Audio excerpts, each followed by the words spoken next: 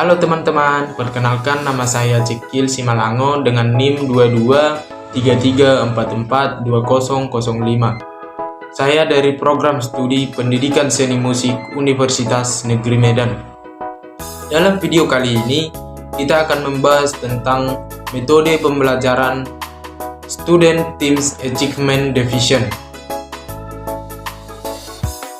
Penerapan model pembelajaran sangatlah menentukan kesuksesan dalam kegiatan belajar mengajar. Oleh sebab itu, guru sebagai pendidik dituntut untuk meningkatkan kreativitasnya dalam mendesain pembelajaran. Pembelajaran dikatakan sukses apabila peserta didik mampu menerima materi yang disampaikan, baik kegiatan belajar berjalan dengan efektif dan menyenangkan. Sebagai salah satu bagian penting dalam kegiatan belajar, berikut ini adalah model pembelajaran yang kiranya bisa dipraktekkan di dalam kelas agar pembelajaran yang dilaksanakan tidak membosankan. Model pembelajaran yang dimaksud adalah Student Teams Achievement Division atau disingkat dengan STAD. Memiliki arti dalam bahasa Indonesia yaitu divisi presentasi tim siswa. Model pembelajaran STAD ini adalah strategi pembelajaran kooperatif di mana siswa dikelompokkan dalam satu kelompok kecil beranggotakan 4-5 orang ya teman-teman.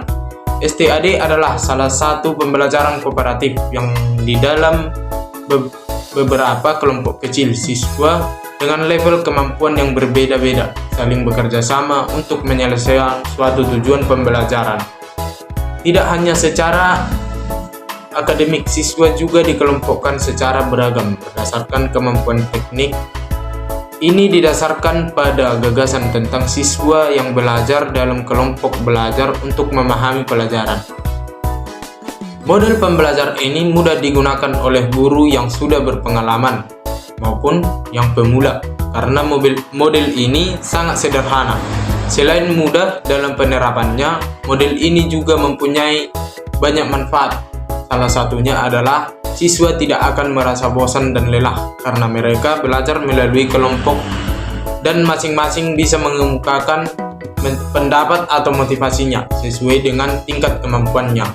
Selanjutnya, manfaat model pembelajaran STAD. Model pembelajaran STAD ini adalah metode paling sederhana yang menerapkan pembelajaran kooperatif yang paling sederhana sehingga bagi guru baru yang belum memulai dan dapat dengan mudah melakukannya. Berikut ada beberapa manfaat dari model pembelajaran STAD ini, yaitu yang pertama, mendorong keaktifan siswa dalam belajar. Yang kedua, membangkitkan minat dan kemampuan bekerja sama, saling menghargai dan peduli. Yang ketiga, meningkatkan motivasi belajar. Yang keempat, meningkatkan kemampuan akademik. Dan yang kelima, meningkatkan kehidupan sosial. Selanjutnya, komponen utama model pembelajaran STAD.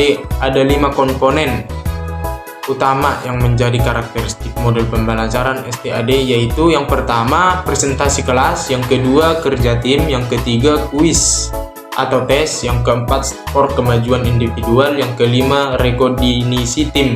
Selanjutnya, langkah-langkah penerapan model pembelajaran STAD.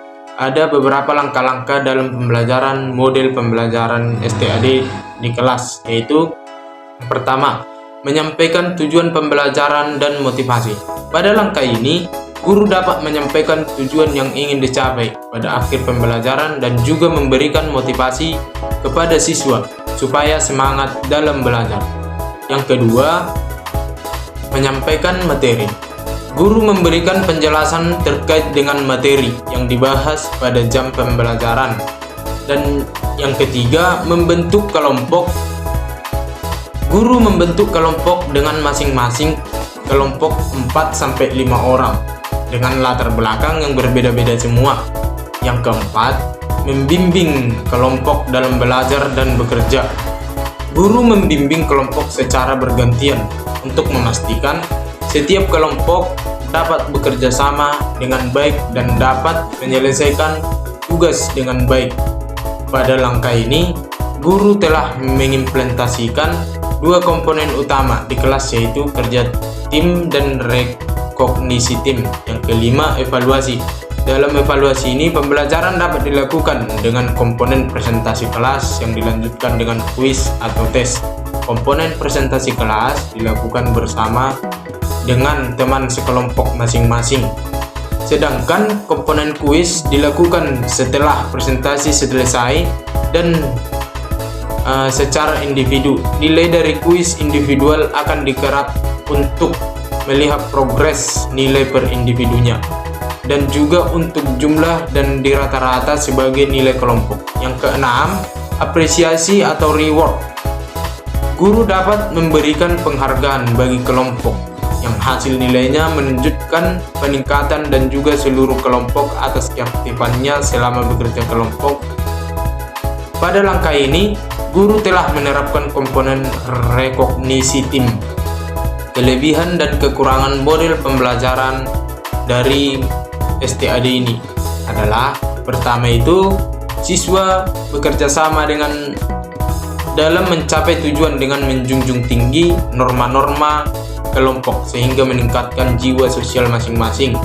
Yang kedua, siswa aktif saling membantu dan memotivasi semangat untuk berhasil bersama. Yang ketiga, semua siswa aktif berperan sebagai tutor sebaya untuk meningkatkan keberhasilan kelompok sehingga setiap siswa mampu mengembangkan pemahaman dan penguasaan materi yang bersifat kognitif, psikomotorik maupun yang efektif.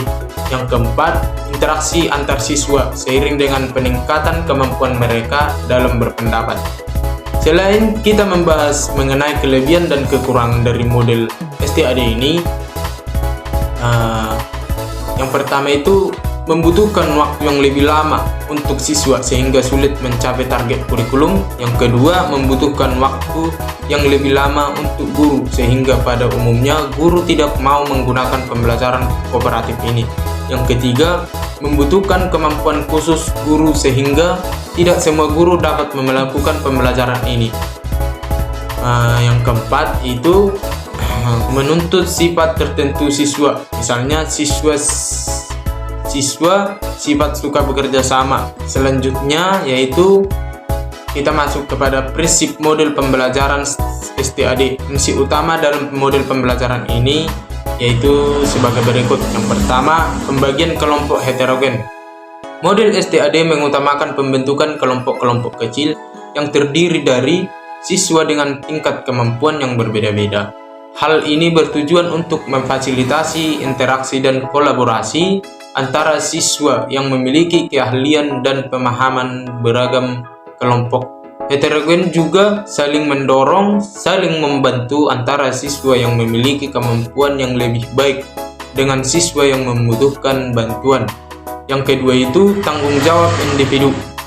Setiap siswa dalam kelompok STAD memiliki tanggung jawab individu dalam memahami materi pelajaran. Mereka belajar secara mandiri sebelum berpartisipasi dalam kegiatan kelompok. Setelah itu, setiap siswa mengikuti kuis individu untuk mengukur pemahaman pribadi mereka. Dengan demikian, model ini mendorong siswa untuk mengambil tanggung jawab atas pembelajaran mereka sendiri. Yang ketiga, kerjasama dalam kelompok. Setelah belajar individu, siswa bekerja sama dalam kelompok untuk menjawab kuis tim. Kolaborasi antara siswa dalam kelompok ditekankan untuk saling membantu dan saling memperkuat pemahaman dan mencapai prestasi kelompok yang lebih baik. Siswa saling berbagi pengetahuan, pemikiran, dan strategi belajar. Yang keempat, pemberian poin tim. Skor yang diperoleh setiap kelompok dalam kuis tim dihitung dan poin diberikan kepada setiap kelompok berdasarkan prestasi mereka. Pemberian poin tim bertujuan untuk mendorong kerjasama dan saling ketergantungan dalam mencapai hasil belajar yang baik.